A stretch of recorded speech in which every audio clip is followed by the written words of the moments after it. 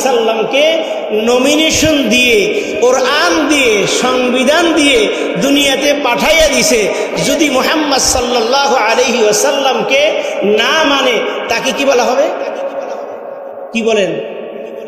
সবাই তো বললেন না, এই একটু কষ্ট লাগলো শুনে। কি বলেন? ভালো করে বুঝছেন কথাটা। আল্লাহ রাব্বুল আলামিন মুসলমানদের কেন্দ্র। আল্লাহ তাআলা নবীকে কোরআন দিয়ে, সংবিধান দিয়ে দুনিয়াতে পাঠাই দিল।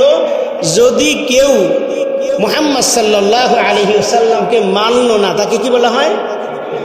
বিদ্রোহী। সে যদি নিজের কোনো মত, নিজের কোনো আদর্শ, নবীর আদর্শ বাস্তবায়ন না করে নিজের আদর্শ বাস্তবায়ন করতে চায়, তাকে কি বলা হয়? বিদ্রোহী প্রার্থী। কি বলা হয়? কেউ যদি আল্লাহ এবং রাসূলের সাথে বিদ্রোহ করে, যুদ্ধ ঘোষণা করে নিজের আইন বাস্তবায়ন করতে চায়, সেই মুসলমান থাকে? জোরে বলেন না কেন? এতটুকু বুঝছেন তো? আসেন আরেকটু সামনে যাই। আল্লাহ রাব্বুল আলামিন বলে দিলেন, ওয়ারকাউ মা'আর রাকিঈন, তোমরা রুকুকারীদের সাথে রুকু করো। ওয়াসজুদ ওয়াকতারিব, তোমরা সিজদা করো এবং আমার নিকটবর্তী হয়ে যায়। কে বলছে কথাটা? আল্লাহ বলছেন, তোমরা রুকুকারীদের সাথে রুকু করো এবং সিজদা করো যেন আমার নিকটবর্তী হতে পারো।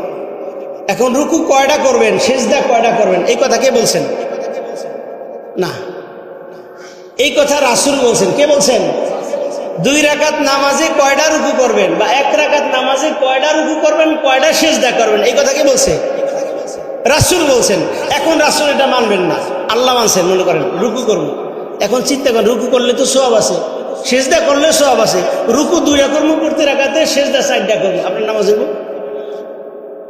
আজ পর্যন্ত কোনো ব্যাককল এই কাজটা করছে? নামাজের মধ্যে আপনি আল্লাহ মানলেন, রাসূলের হুকুমও মানলেন। রুকু একটার জায়গায় 2টা করার স্পর্ধা আপনার নাই, সিজদা 2টা করার স্থলে 3টা করার স্পর্ধা আপনার নাই, আপনি করলেনও না। নামাজের মধ্যে রাসূলকে মানলেন, হুকুমদাতা, আদর্শদাতা মানলেন। বাহিরে গিয়া আপনি আপনার আদর্শ বাস্তবায়ন করতে চান, তাহলে আপনার ঈমান আছে? জোরে বলেন। ঈমান নাই। কারণ আপনি যদি নামাজের মধ্যে অতিরিক্ত কিছু করেন, অতিরিক্ত সিজদা করেন, অতিরিক্ত রুকু করেন, আপনার সিজদা, নামাজ সবকিছু কি বাতিল। ঠিক তদ্রূপভাবে রাসূল সাল্লাল্লাহু আলাইহি ওয়াসাল্লাম যেভাবে বিচার ব্যবস্থাপনা করেছেন, সেইভাবে বিচার ব্যবস্থাপনা না করলে ওই দেশে শান্তি। রাসূল সাল্লাল্লাহু আলাইহি ওয়াসাল্লাম যেভাবে বিবাহ করেছেন, ওইভাবে বিবাহ না করলে আপনি জিনা করতেছেন।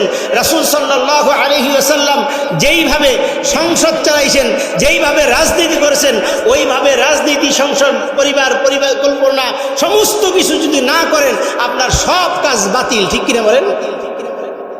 কথা বুঝে আসছে তো? কি রাজনৈতিক বক্তব্য দিলাম নাকি ইমানের?